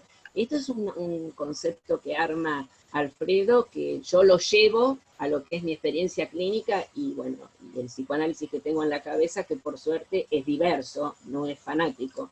Entonces digo, bueno, yo aprendí con Winnicott y con otros más a que el encuadre es necesario para poder entender qué necesita ese paciente, ¿no? Que, bueno, está volviendo, Alfredo dice algo muy interesante, ¿y usted con qué asocia pandemia? ¿Qué sé yo? Asocia, pero en realidad, a la persona que habló sobre la represión, yo terminé, dije, ¿no? Hablando del poco aire que tiene nuestra humanidad y de la responsabilidad que tenemos nosotros. Y sobre las rutinas, traigo una asociación, o sea, tengo varias pacientes que sus hijos se resisten a entrar en el Zoom de la escuela, que sería una rutina, ¿no? Hay escuelas que mandan cualquier cantidad de tarea, los padres se brotan porque no entienden la tarea, los chicos tienen pudor en entrar a ese Zoom, y eso a veces me parece que tiene un costado de esa invisibilidad superyoica. La verdad que no pasa nada si algún chico no aprende los contenidos de este año, no sé si para mí, o sea, si lo puede aprender y el dispositivo funciona, pero si no, me parece que es un mandato superyoico, que además los padres, voy a tomar la palabra de Alfredo, alivia, y ahí voy con Sebas, ¿no? Y me parece que la autoconservación y el respirador vincular puede operar y trabajar en que si el niño tiene vergüenza de estar, porque no, extraña muchísimo a sus compañeritos, extraña su tema grupal, pero además cuando está en esto, no está en la escuela y con los compañeros. Esto es otra cosa. Si no, en realidad estamos cerca de delirar, que esto es estar la llaman aula. No, entonces, en verdad, yo intervengo en este punto, ¿no? Y digo, si tiene mucha angustia, si tiene mucho temor, tenés que estar en el Zoom con los compañeros y a ver cómo agarrás la guitarra, a mí me parece que ahí alguien se está como ubicando en algo de lo superyoico. Esta situación, María Laura Méndez dijo que no era ni crisis ni trauma, sino que la llamaba catástrofe, por eso cuando me pasó el trabajo Alfredo dije, bueno, vamos. Ella dijo muy claramente, yo la voy a llamar catástrofe, y Sebastián me acercó un artículo precioso para diferenciar catástrofe de trauma y de crisis, que se lo agradezco. Méndez dijo, la filósofa, desde Deleuze dijo, yo lo llamo catástrofe, que Alfredo aludió a esto, porque se rompieron las coordenadas, que no son de normalidad, son las expectativas que teníamos para el otro día. Esto está roto, esta es otra construcción. Después vemos, ¿no? Yo dije que la adaptación es fallida, sin este dispositivo estaríamos mucho peor, mucho peor. Y en eso me parece que Winnicott, en el medio de la guerra, lo que hace es armar una metapsicología y un lenguaje, que lo conté la otra vez, que alude todo el tiempo para que él pueda elaborar la caída de las bombas. Entonces, habla del temor al derrumbe, al vacío, del sobrevivir en vez de vivir. Me parece que muchísima gente y muchos de nosotros sentimos esto de la supervivencia. Alguien dijo el otro día, esta no es mi vida, es otra vida. Yo apuesto a esa frase, la verdad. Esta no es mi vida, es otra vida. Sigue siendo mi vida, pero es otra. Bueno, hasta ahí, ¿eh? Hasta ahí. Bueno, hay muchos comentarios y muchas preguntas. Voy un poquito para atrás. María Eugenia Farrés. Alfredo, ¿podés retomar la carga de anhelo? ¿Dónde está en Freud? Y para ambos, ¿qué piensan de la cara de yo no fui a ultranza? O de los analistas que se ubican en esa posición que entiendo como poco implicada. Más adelante, Mónica Fabeluques. Bueno, excelente a ambos, la implicación es inevitable, la diferencia es que ambos la analizan y la hacen explícita, todos estamos atravesados por nuestras determinaciones. Una pregunta, ¿habría alguna diferencia entre pensar el virus en su doble aspecto de agente material de catástrofe y como metáfora? Otra vez, ¿la podés leer otra vez? La leo más despacio. La pregunta, ¿habría alguna diferencia entre pensar el virus en su doble aspecto como agente material de catástrofe y como metáfora?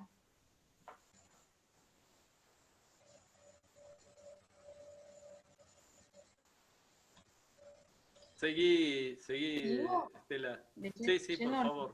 Porque por ahí seleccionamos alguna, porque no se puede con todas. Sí, lee dos preguntas más por lo menos. Bueno, a ver, bueno, hay muchos comentarios también. Yo les quiero dar el lugar a todos. Bueno, Pablo Lemenson, muy interesantes ambas exposiciones. El abordaje implicado no nos obligaría a pensar qué ocurrió para llegar a donde estamos y qué responsabilidad tenemos en ello. Con menos muertes en Estados Unidos y la guerra de Vietnam, se desató allí todo el movimiento hippie. Con muchos menos que este arrasamiento de las clases medias se desató en Francia el mayo 68 y en Argentina el Cordobazo. Después de eso algo pasó, algo en la cultura, en la filosofía, y en este estado de cosas nosotros tenemos algo que ver. La pregunta anterior de Adriana Cabuli, sí, por favor, puedes leer. La de Adriana Cabuli. La anterior a la de Pablo Lemenson. Si bien en un primer momento parecíamos estar todos igualados por la amenaza del contagio, a medida que transcurre el tiempo se nota con más presencia la desigualdad entre los que podemos seguir trabajando y aquellos que si no trabajan no comen. ¿Piensan que esto tiene alguna opción de revertir en el mundo? ¿Que esto va a cambiar algo? ¿Alguna más?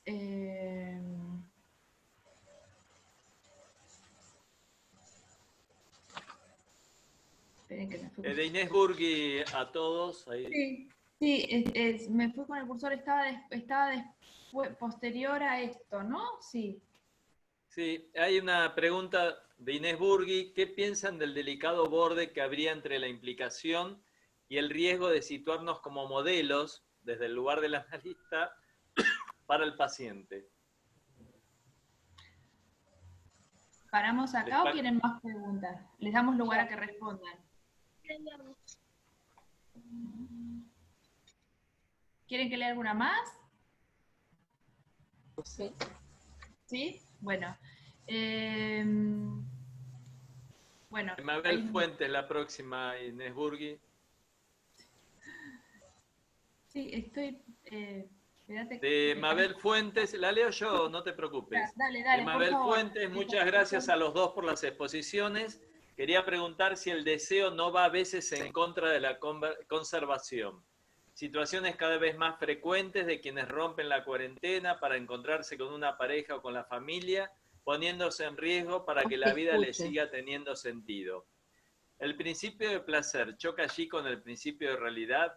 Lo que me gusta podría hacerme daño, pero aún así, y si les parece, le damos alguna vuelta a ustedes por Alicia y por Alfredo. Bueno, yo no escuché la de Mabel. ¿No escuchaste? Te la vuelvo a leer si querés. ¿Me escuchás? ¿Me escuchás ahí, Alicia? Muchas gracias a los dos por las exposiciones. Quería preguntar si el deseo no va a veces en contra de la conservación. Situaciones más frecuentes de quienes rompen la cuarentena para encontrarse con una pareja o con la familia, poniéndose en riesgo para que la vida les siga teniendo algún sentido. El principio de placer choca aquí con el principio de realidad. Lo que me gusta podría hacerme daño, pero aún así, esa sería la... Cristina Goñi, por favor, si podés sacar tu audio. Entonces, si uno está en un edificio, ay, ¿no? ¿Cómo va a venir gente de afuera al edificio? Perdón, que ya veo cómo sacarle el audio a Cristina Goñi, que se ve que no... Ahí está. Ya está. Que alguien va a romper la cuarentena, avisó. Sí, sí. Nos está avisando. Si les parece, Alfredo, Ali, una nueva vuelta con estas preguntas que son fuertes. Sí, yo ante todo quiero decirles que más que preguntas, yo las tomo como aportes, como respiradores vinculares para mí, ¿no? Supongo que para Alicia también. Hay alguien que agradeció a Silvia, creo que quiso decir Alicia, bueno, pero no importa, Silvia es un lindo nombre también. Miguel de Boer, un gran camarada, compañero de Comodoro Rivadavia, acota que en plena dictadura vino un psicoanalista de Francia, y cuando le preguntaron cómo estaban las cosas en Argentina, dijo, no, todo bien, no tuve ningún inconveniente. Bueno, nosotros diferenciamos neutralidad y abstinencia. Entonces, lo que se opone a la neutralidad es la implicación, o sea que yo había intentado contestarle a Inés, pero que justamente hay una delgada línea roja, por supuesto, pero tiene que ver con la abstinencia, no con la neutralidad.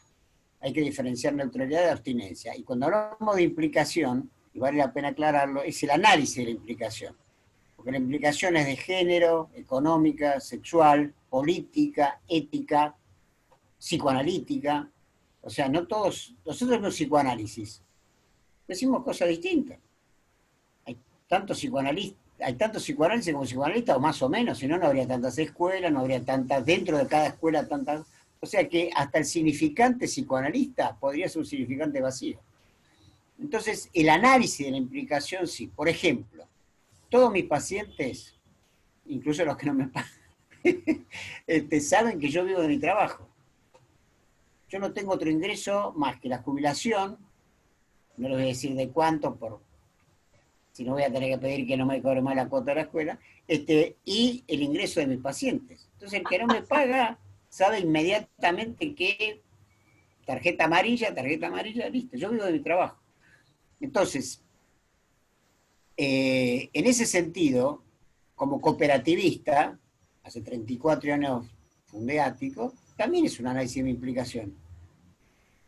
He dicho hasta el cansancio que la medicina prepaga es una estafa, que no existe la medicina prepaga, otro significante vacío, son aseguradoras de riesgo de salud.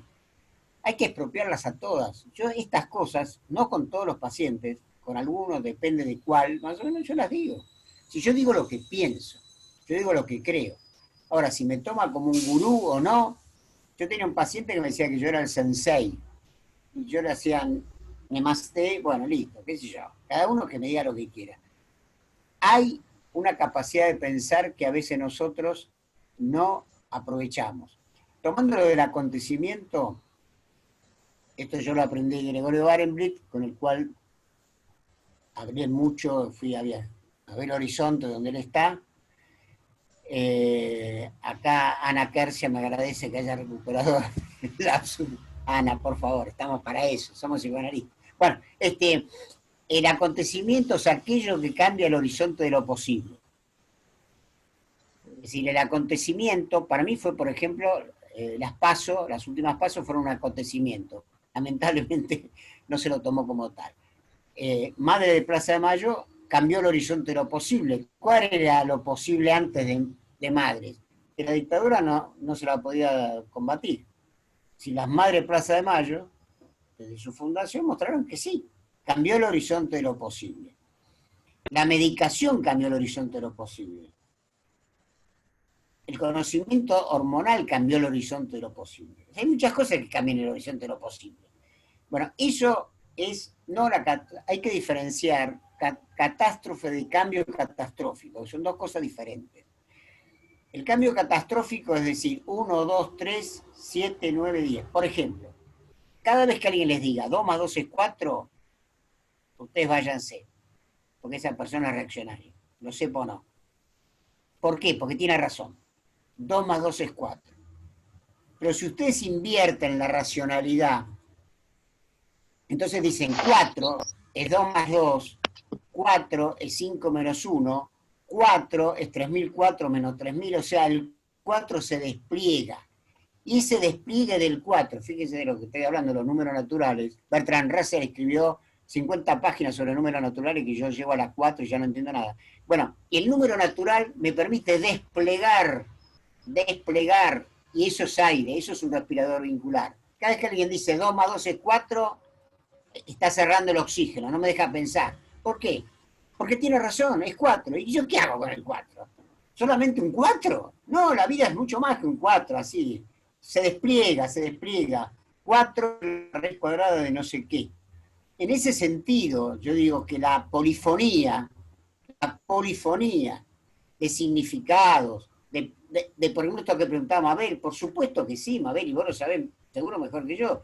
El deseo también es un equipamiento represor a veces. ¿Por qué? Porque es lo que nosotros denominamos modo superyoico de producción de subjetividad. Modo superyoico de producción de subjetividad. Y por eso trabajamos, y lo presenté también en la escuela, todo lo presenté en la escuela, aparece mi trabajo Amaré tu sangre sobre los ideales del superyo. Porque el superyo tiene sus propios ideales, también el superyo desea. Y sí, 90, es una tragedia. Es una tragedia para el sujeto que el deseo se vuelva contra sí mismo. Pero Freud lo describió, ¿se acuerdan? Transformación en lo contrario, vuelta contra sí mismo. Yo lo que digo es que para mí la gran oportunidad es que tenemos de no sentirnos culpables por explicitar nuestra no neutralidad frente al tema de que... Alfredo, discúlpame, Alfredo, dijiste la gran oportunidad y entró en silencio. ¿Cuál es la gran oportunidad que no se escuchó? Bueno, el silencio no, justamente. Pero bueno, no, que tenemos la oportunidad de poder explicitar nuestra implicación sin sentirnos culpables de, por ejemplo, sugestionar al paciente. Cosa que en muchos momentos ha sucedido.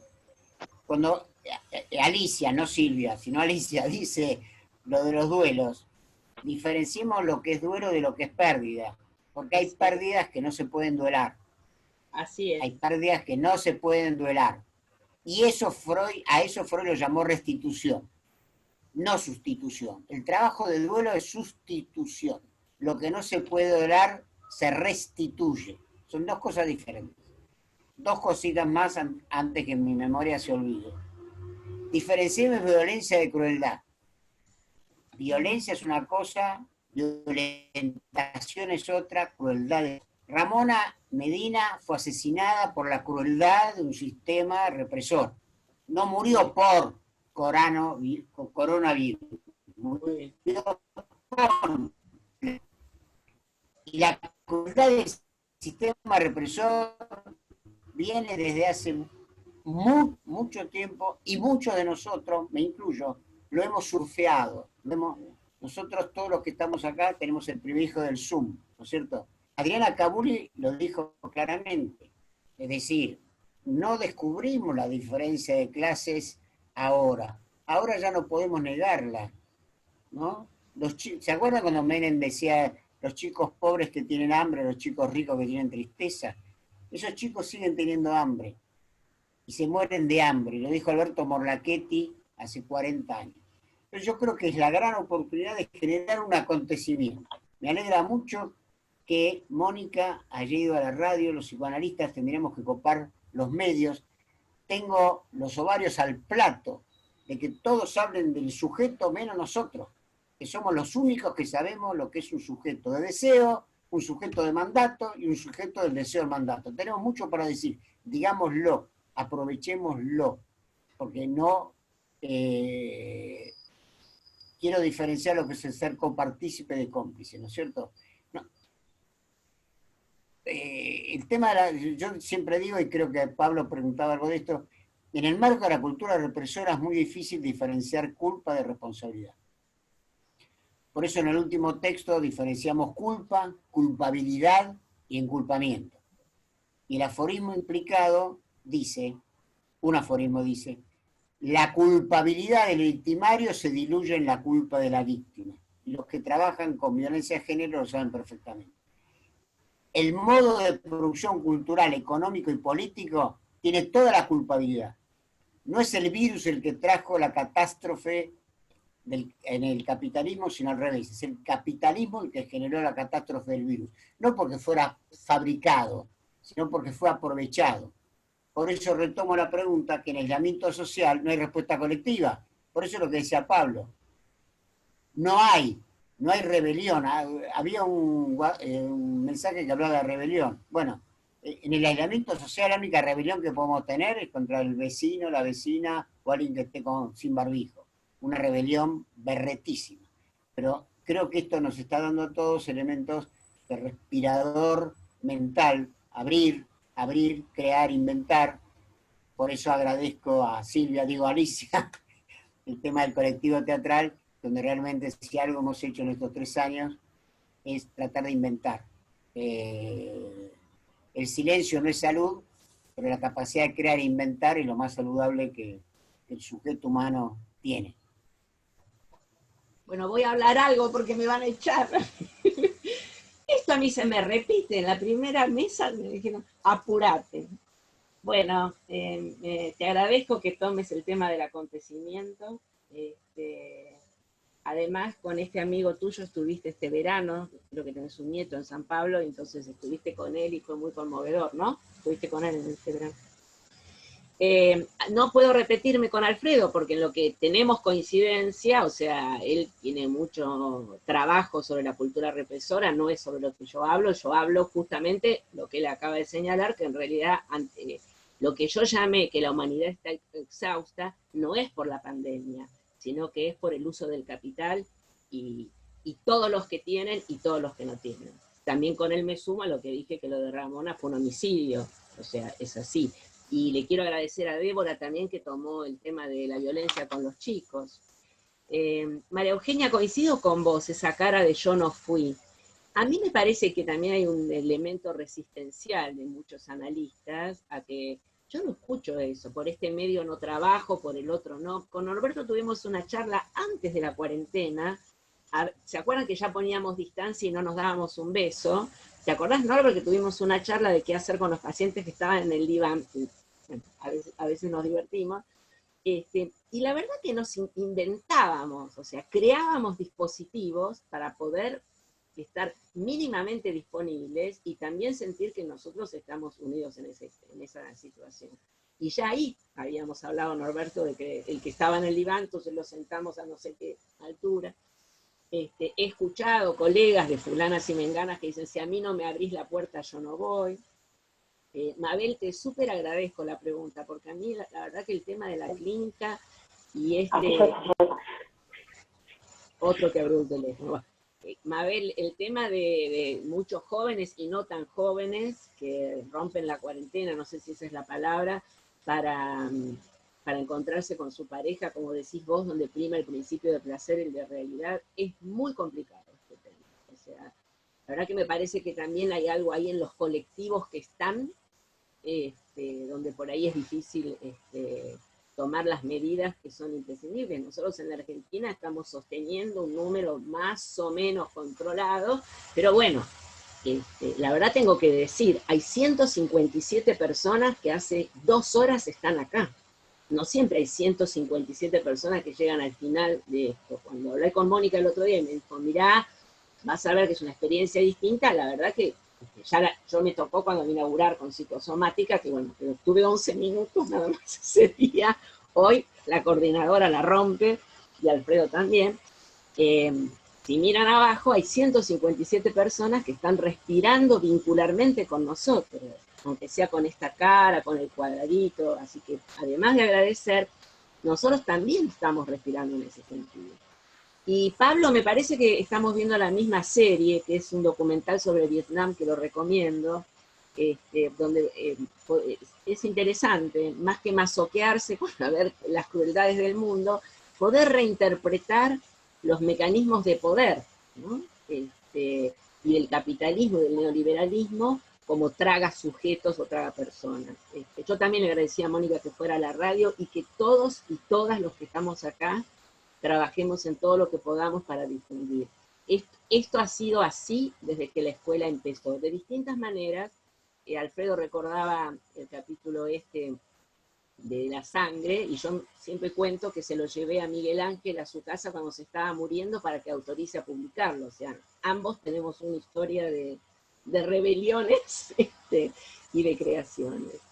Y Moni, a mí me parece que sí, digamos, tu respuesta, sí. Si el virus es un agente, un doble agente metafórico de la catástrofe, sí. Por lo que dije antes, porque yo dije, ¿no piensan en las otras plagas? O sea, por ejemplo, ¿ustedes conocen el número de África de quienes están contagiados? ¿Por qué no llega esa información? ¿Por qué no quieren que llegue? Yo no tengo el número de África. Tengo el quilombo de que mandan a los chicos a España al colegio, los israelíes ya metieron a los chicos en el colegio, que el crédito para consumir. Eso es previo al virus. Así que coincido con vos totalmente. Son las -4 pasadas, y Norberto nos dijo unas cosas muy claras sobre el tiempo, así que, bueno, Pablo, la cultura represora te contestó, Sebas te contesté, Mabel, muy buena tu planteo, muy bueno, muy difícil estos encuentros de la gente, y esto no es nada, los que rompen la cuarentena para ir a lo del novio o la novia, que se bañan juntos, que toman algunas medidas. Creo que hay otras situaciones, que son mucho más complicadas, no del que ya perdió el trabajo. Quiero terminar con esto, ¿no? En todos los consultorios de ustedes debe estar presente, hablando de la pregunta de Mónica, la gente que ya le bajaron el sueldo, que le dieron el 30%, que le metieron una licencia para no hacer los aportes. O sea, cuando alguien preguntó qué mundo queda, miren, CISET dijo ayer a la noche, lo que va a quedar es un nuevo comunismo. No sé en qué está pensando. Y mi favorito, el coreano, Lee Chu-chan, que nunca me sale, dijo, no se sabe, dijo como María Laura. Así que, para mí, no se sabe. Gracias por todo. Alfredo, si querés comentar algo No, más. yo estoy realmente... Para ir cerrando un poco la mesa. Debo estar chocheando profundamente, estoy muy conmovido. Me resulta muy importante esta reunión. Los años pasan. Recién leí de Gloria Badi, que dijo que iba a tratar de escucharnos del Ameguino, parece que lo logró. Y para mí, bueno, creo que pensar es una forma de amar, y pensar es esto, pensar es pensar colectivamente. Siempre dije que la estatua del pensador parecía más bien una constipación mental que un pensamiento, ¿no? Pensar es pensar colectivamente, asociar, arriesgarse. Tiene costos, nos hemos quedado a veces con menos amigos, se han ido muchos y muchas, y otros que no están como uno le gustaría que estuvieran. Así que para mí, y agradezco muchísimo a Alicia, a Estela Maris, a vos, Norberto, por supuesto a toda la escuela, pero todo este espacio, creo que en mí genera los efectos de un acontecimiento, no sé si lo es, pero para mí tiene esos efectos, y ha sido un respirador vincular, y casi diría grupal, necesario, muy necesario. He luchado siempre, generalmente no siempre con victorias, para que el deseo y la autoconservación sean una cosa y la misma cosa. Desear la autoconservación y autoconservar el deseo. No sé si eso resume un poco lo que sería una persona normal, pero creo que se le parece bastante. Así que bueno, ahora 150 participantes que veo que están acá, hay 27 chats más. Les agradezco muchísimo. La mejor manera de encontrarme es a través de Facebook. Tengo un amigo que se oponía férreamente a las redes sociales y sacó un perfil en Facebook para decirlo. Así que bueno, de paradojas estamos atravesados todos. Les mando un fuerte abrazo y paso a desinfectar el teclado con alcohol en aerosol. Bueno, Alicia, ¿que quiere comentar algo? Chiquitito, que comparto la misma emoción de Alfredo y recién leía el mensaje de Mónica, te agradezco en el lugar que estás en la institución, lo que hacen todos y todas, los 150, y también estoy muy conmovida, muy conmovida. Me parece que hicimos una transformación, venimos haciendo, yo digo que se reinventa la escuela, pero estoy también muy, muy agradecida y muy conmovida. No para el chat, pararon las preguntas y no para el chat de decir gracias. Hay muchas en nuestro... Alicia, se te fue la voz, Alicia. Sí. No, que se te fue la voz, se te fue la voz. A ver, ¿dónde estás? Que a Alicia se le vaya la voz es una catástrofe. Sí, ahí volvió tu voz, Alicia. Ahí está. No, que no sé dónde llegué, pero que le agradecía a Mónica, que acaba de escribir el agradecimiento, el lugar que tomó, el guante que tomó. Yo he estado en ese lugar, sé la espalda que hay que tener, y me parece que esto es entre todos y todas. Y comparto con Alfredo la emoción, que me piropea científicamente y como dama de su compañía para trabajar sus textos, desde muy jóvenes que éramos. Así que no para el chat, quería decir eso, pararon las preguntas y no paran los agradecimientos. No es frecuente en nuestro ambiente, no es frecuente el agradecimiento, así que especialmente lo agradezco. Gracias. Me permito agregar una sola cosa que dura pocos segundos.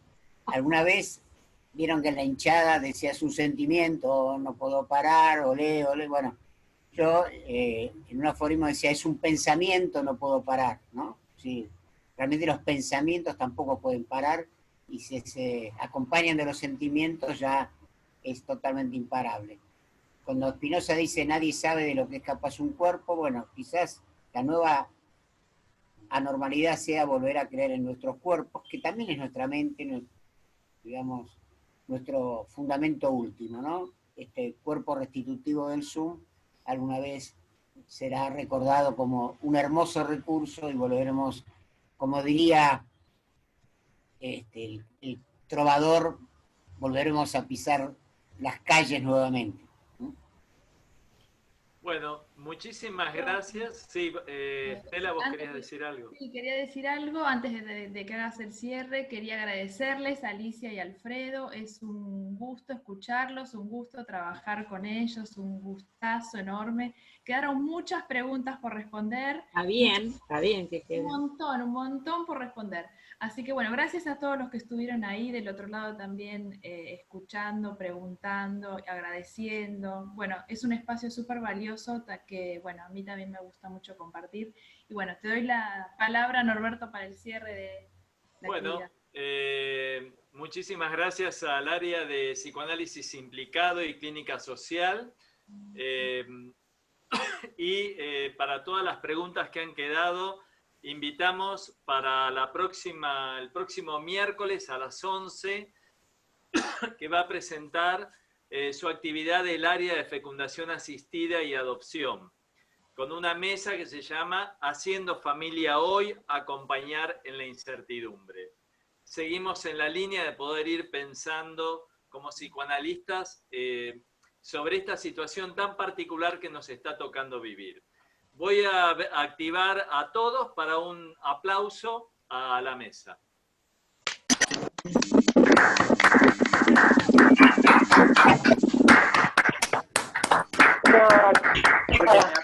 Aplaudiendo. tenés que hacer. Bueno, ya está, igual ya está.